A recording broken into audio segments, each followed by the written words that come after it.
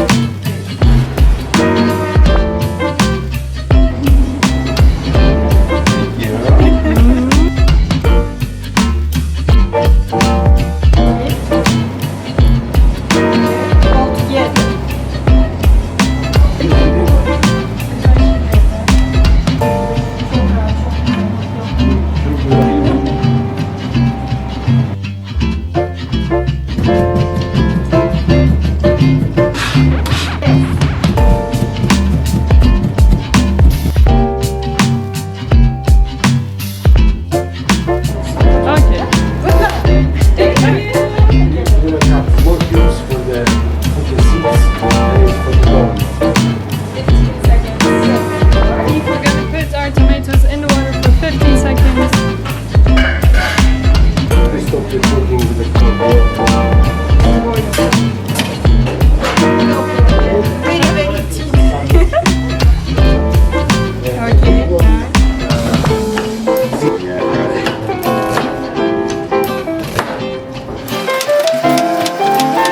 A few moments later.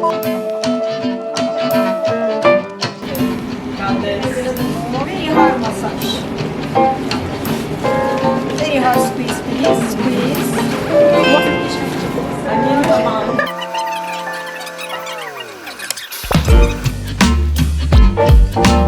That's so good.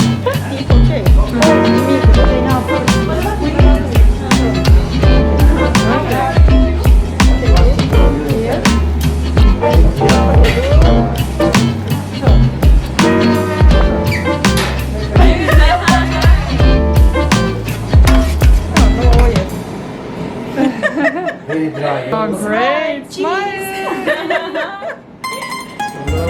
Smile! It's time to fill. And we're adding our tomato juice.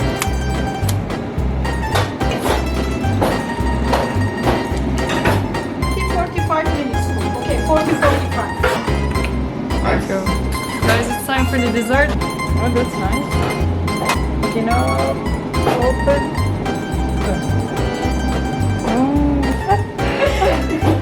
Push.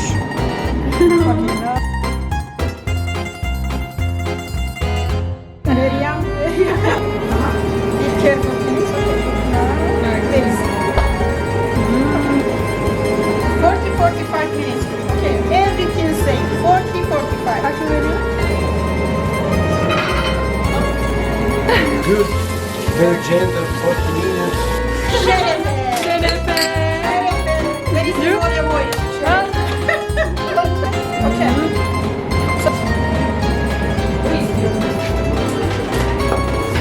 Olive oil. Very good. Evet. Oh my goodness.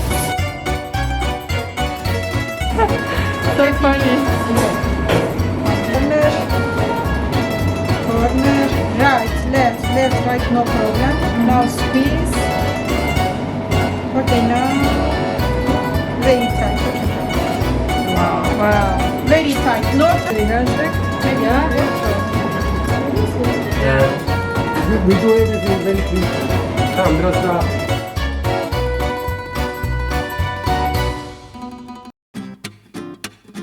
Now it's time for the soup, guys. Okay. Now olive oil. First, very little. Woo! Okay, now mint. Paste.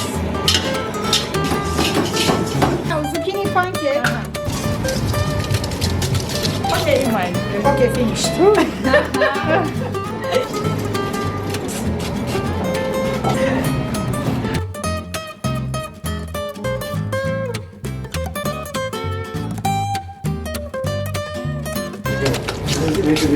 Okay, cook.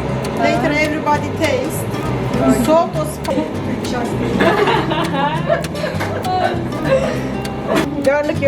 garlic yogurt. Now it's time to taste if our pancakes are enough spiced.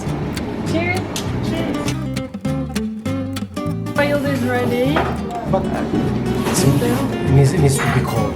Most important. Guys, look at this. This is our imam bayıldı.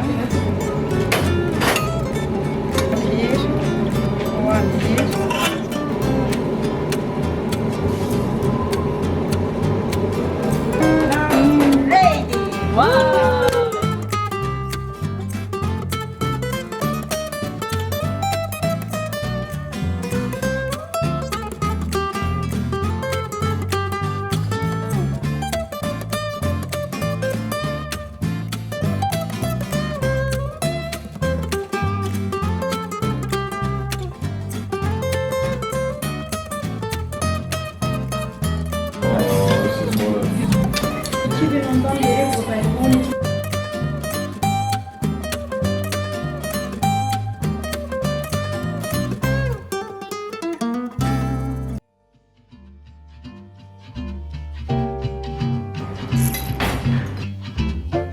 Food was incredible, and here is our chef cook.